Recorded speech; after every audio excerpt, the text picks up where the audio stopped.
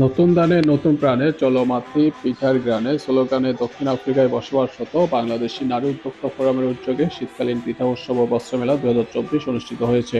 রোববার দেশটির রাজধানী কেপটাউনের রাইল্যান্ড প্রাইমারি স্কুল মাঠে সারাদিন ব্যাপী এই পিঠা উৎসব ও বস্ত্রমেলা অনুষ্ঠিত হয়। মেলায় দেশীয় শীতকালীন পিঠাপুলি, মিষ্টি, চটপটি থেকে শুরু করে পারফিউম, কসমেটিক, দেশীয় গয়না ও পোশাক সহ বিভিন্ন সামগ্রী নিয়ে অন্তত 40টি স্টল সাজিয়ে বসেন বাংলাদেশি বিভিন্ন প্রতিষ্ঠান ও নারী উদ্যোক্তারা। আর এমন দেশীয় সাজে বাহারি মেলায় উপভোগ করতে পরিবার ও বন্ধু বান্ধব সঙ্গে নিয়ে ছুটে আসেন কর্মজীবী প্রবাসীরা। খুব এনজয়, ভালো লাগতেছে। অনেক দিন পরে আমাদের বাংলাদেশি মহিলা উদ্যোক্তাদের মাধ্যমে আমরা একটা সুন্দর প্রোগ্রাম যে পিঠা উৎসব এবং মেলা, আমরা খুবই আনন্দিত। এইটা আমাদের প্রতি বছরই দরকার।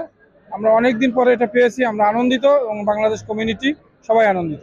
বিশেষ করে আমাদের বাচ্চারা দেখবে যে আমাদের সংস্কৃতিতে মেলা বলতে আমরা কি বুঝি। দেশীয় খাবার, দেশীয় পোশাক, দেশীয় গয়না, মোটামুটি অনেক পিঠাপুলি, অনেক রকম দেশি খাবার, পুরি সিঙ্গারা ছিল। বাচ্চারা ঘুরে ঘুরে সারাদিন খেলো, এটাই আনন্দের ব্যাপার।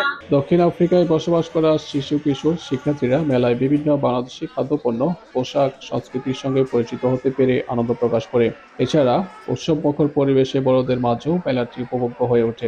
আমার অনেক ভালো লাগছে, হইছে পিঠা, হইছে সমোসা আর চটপটি, অনেক কিছু, ফুচকা, অনেক কিছু। ফুচকা খাইছি, পিঠা আর বিরিয়ানি। শীতকালীন পিঠা উৎসব ও বস্ত্রমেলার পাশাপাশি এই উৎসবের অন্যতম আকর্ষণ ছিল বিকেলের সাংস্কৃতিক অনুষ্ঠান।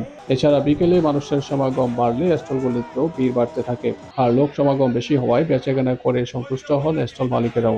আলহামদুলিল্লাহ, অনেক ভালো, এটা অকল্পনীয়।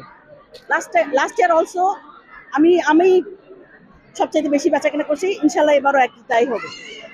লাস্ট ইয়ারও এটা হয়েছিল, আমার সবচেয়ে বেচাকেনা হয়েছে, আমি 28,000 বেচছিলাম। অ্যাকচুয়ালি আপনি তো দেখলেন আমার মিষ্টি শেষ হয়ে গেছে, আমি আবার বাসার থেকে গিয়ে মিষ্টি নিয়ে আসলাম। খানা দানা ফাইন, এবং আমার কাপড় চোপড়েও নো কমপ্লেন। উৎসব শেষে মেলায় লটারির মাধ্যমে 3টি স্টলকে দেওয়া হয় আকর্ষণীয় পুরস্কার। এছাড়া আগত দর্শনার্থীদের মধ্য থেকে আরো 10 জনকে লটারির মাধ্যমে পুরস্কৃত করা হয়। অন্যদিকে এবারের অভিজ্ঞতা থেকে ভবিষ্যতে আরো বড় পরিসরে বস্ত্রমেলা ও পিঠা উৎসবের আয়োজন হবে বলে আশা প্রকাশ করেন সকলেই। দক্ষিণ আফ্রিকার কেপটাউন শহরে প্রবাসী বাংলাদেশের মিলন মেলা অনুষ্ঠিত হয়েছে। এখানে প্রবাসীরা দেশীয় বস্ত্র এবং পিঠা উৎসব, বাংলাদেশের বিভিন্ন খাবারের আয়োজন করে, বিভিন্ন স্টল সাজিয়ে বসে তারা এই এই অনুষ্ঠানের শেষ পর্যায়ে বাংলাদেশি সাংস্কৃতিক অনুষ্ঠান অনুষ্ঠিত হয়। এইসব অনুষ্ঠানে অংশগ্রহণ করে প্রবাসীরা আনন্দিত। তারা আশা প্রকাশ করছেন যে ধারাবাহিক আর সামনেও এই ধরনের আয়োজন অব্যাহত থাকবে। দর্শক, দক্ষিণ আফ্রিকার ক্যাপটাউন থেকে ফারুক আস্তানা।